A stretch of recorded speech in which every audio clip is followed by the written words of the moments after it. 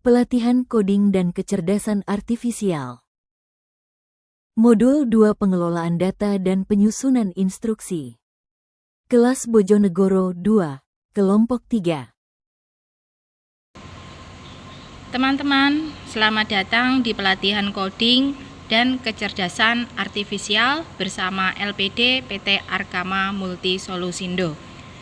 Pada kesempatan ini kita akan membahas modul 2, yaitu subbab pengelolaan data dan penyusunan instruksi.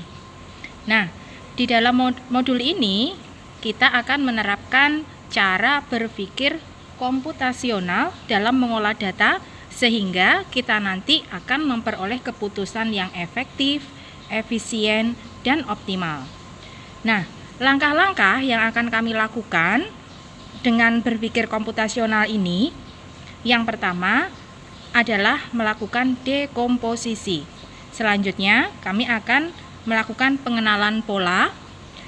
Kemudian kami akan melakukan abstraksi, dan yang terakhir akan melakukan aktivitas yang kami sebut dengan algoritma. Nah, kami telah disediakan data Excel seperti ini. Ya, di sini ada aktivitas 1, 2, 3, dan aktivitas 4. Nah, yang pertama kami lakukan adalah melihat data-data yang berada di aktivitas 1. Di aktivitas 1, kita akan melakukan tahapan dekomposisi, yaitu mengidentifikasi data yang diperlukan dan dari berbagai macam sumber data. Nah, di dalam aktivitas 1 ini kita akan melihat apakah ada data yang kosong atau tidak, ataukah semua data itu terisi. Nah, kita lihat semua data telah terisi. Selanjutnya, kita menganalisis variabel-variabel yang ada di dalam data ini, diantaranya waktu keberangkatan, jarak, waktu tempuh, jenis jalan, kondisi lalu lintas, cuaca, dan sumber data. Selanjutnya, kita akan mengelaborasi data-data ini untuk dicari fokus-fokus yang penting dan saling berhubungan. Nah, selanjutnya di aktivitas yang kedua, kita akan melakukan tahapan pengenalan pola. Di dalam tahapan pengenalan pola ini, yang kita lakukan pertama adalah melakukan standarisasi. Standarisasi adalah penyamaan atau menyeragamkan, ya. Kami menemukan ada data yang tidak seragam dengan aktivitas yang pertama. Di aktivitas yang pertama, tanggal itu adalah di dalam bentuk strip seperti ini, garis miring, sedangkan di aktivitas yang kedua tadi masih strip. Maka di sini kita mengganti formatnya menjadi format yang sama dengan aktivitas 1. Berikutnya, kami mengecek semuanya sudah sama. Nah, setelah itu kami lakukan pembersihan dan validasi data. Nah, di dalam pembersihan dan validasi data ini nanti kita akan mengatasi outlier dan validasi sehingga akan muncul pola yang jelas dan valid.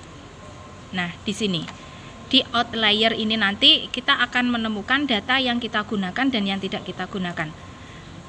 Nah, apa yang kita lakukan? Yang pertama, di sini ada data kecepatan.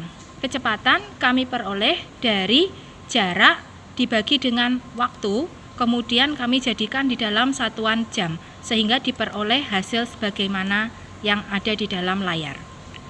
Nah, selanjutnya dari data tersebut kita filter untuk dicari variasi keadaan dari berbagai macam data ini. Nah, ternyata ada 15 variasi keadaan. Misalkan di sini ada jalan kota, rendah, dan cerah. Nah, dari variasi ini, misalkan jalan kota dengan kondisi lalu lintas rendah dan cuaca cerah diperoleh rata-rata kecepatan adalah 28,32.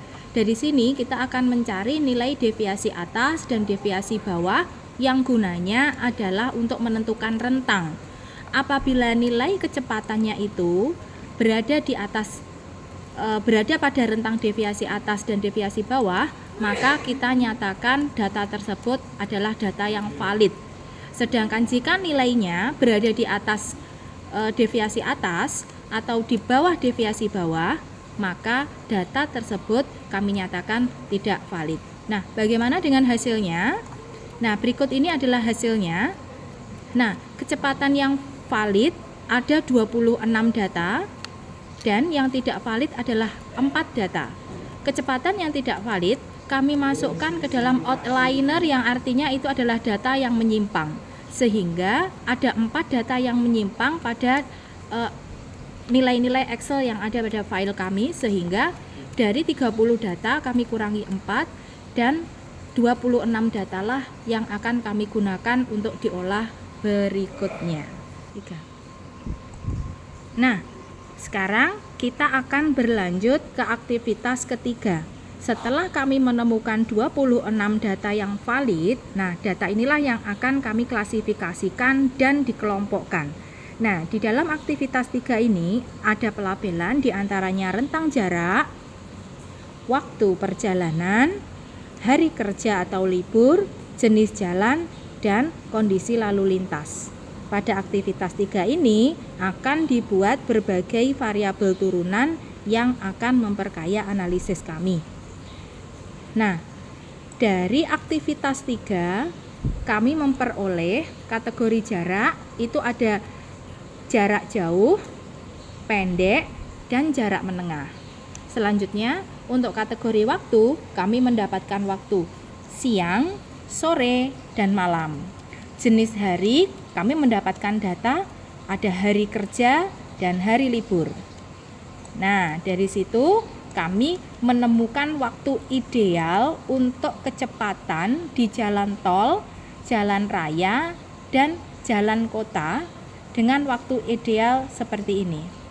Untuk di jalan tol, waktu idealnya adalah 24,12 dan seterusnya.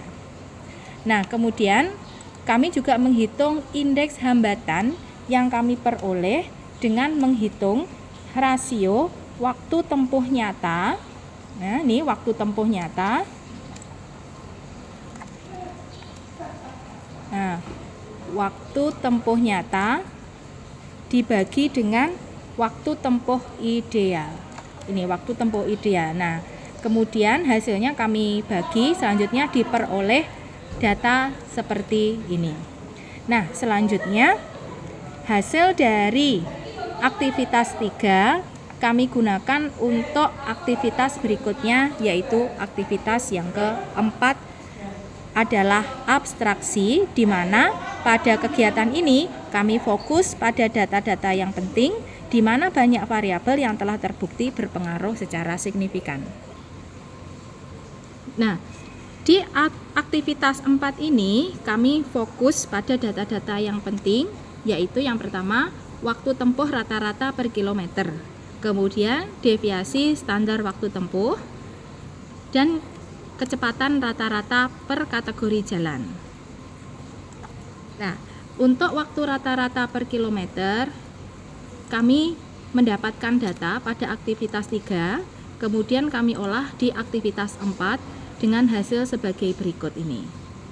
Nah, selanjutnya demikian halnya juga dengan deviasi standar waktu tempuh yang sudah kami dapatkan datanya pada aktivitas 3, kemudian kami cari rata-ratanya di aktivitas yang keempat sehingga kami peroleh data sebagai berikut. Nah, di sini terdapat angka 0 karena nilainya itu sama, hanya ada satu nilai sehingga tidak ada nilai penyimpangannya. Dan yang terakhir adalah kecepatan rata-rata per kategori jalan, di mana ini juga kami dapatkan dari aktivitas ketiga. Diperolehlah nilai kecepatan rata-rata untuk jalan kota, jalan raya, dan jalan tol sebagaimana ada pada layar. Nah, selanjutnya hal-hal yang sudah kami ukur ini akan kami aplikasikan pada aplikasi Scratch ya, untuk selanjutnya dikembangkan. Terima kasih.